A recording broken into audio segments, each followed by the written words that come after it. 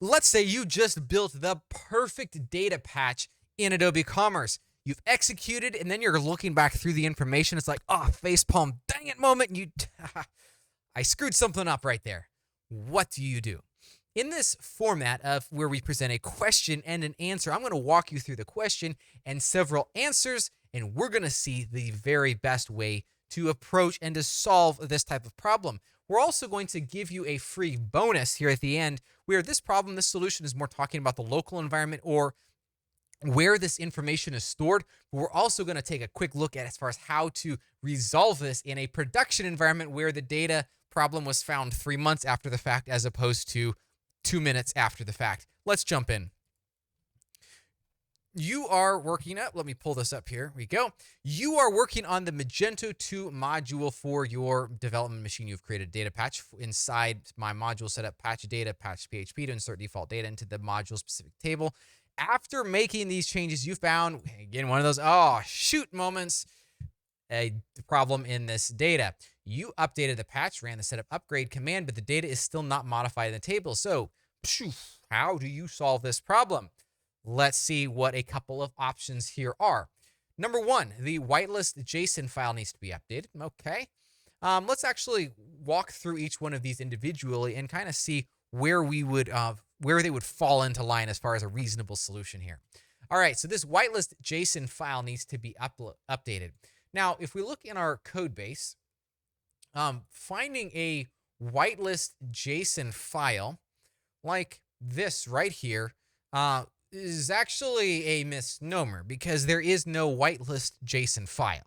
So right there, A can be scratched off the list because it's not called whitelist.json.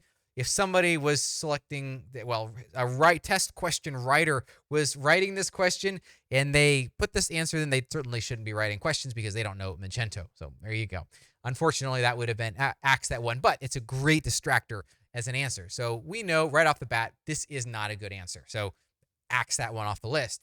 Number two, the module version needs to be incremented in the setup module table. Now, we're getting at something here. The problem is we're getting at the wrong thing, but we're still making some progress here. Now, based off of me just saying that, you now know the answer is C. Okay, what can I say? But basically, the issue is module version needs to be incremented in the setup module table. Well, the problem is that really would come from Etsy module.xml.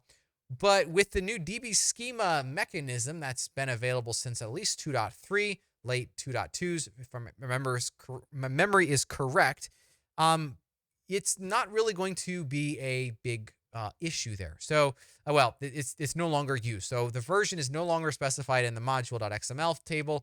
And as such, the setup module table is not also really used at all. There's some legacy modules that probably still use it, but at the end of the day, it's really not used that much. So on to the third answer. You need to delete the entry in the patch list table to make the patch work again. And based off of the process of elimination, that would be the correct answer.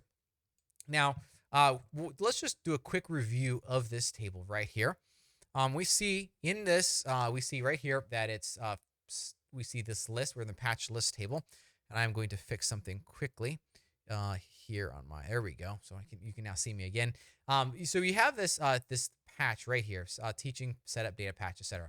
All you have to do is delete this and rerun setup upgrade. That's all you have to do. Now that makes answer C the correct answer. So great job if that was your answer. And I think what I was seeing mostly across the board, that was the correct answer. Now, as we circle back around on this though, what happens if we have deployed something to production and we need to change it at that point? So the best in this type of a scenario would be to create a new patch and just run that, assuming the previous patch was present. So the solution C, delete the entry and just rerun it again, is great if this is your local environment and you just made a small little mistake, you want to fix this. But if it has gotten to production at that point, you do need to create a new data patch because, yeah, it's not a good idea to go try to get all the environments synchronized up and make sure you apply this change to every environment. Oh, wait, shoot, you missed an environment, or maybe whatever. Like that's kind of becomes a problem. So the best, add a new patch, run it through the process, get it out to production again. And yeah, it's going to work quite well. So there is your knowledge bite here for this week. Make sure that you understand how this patch list table works as it stores the information, it's kind of like a record holder for each one of the patches that has been installed. Delete that out of there, and it will try to reinstall it again. Great work, and we'll see you next week for yet another knowledge bite.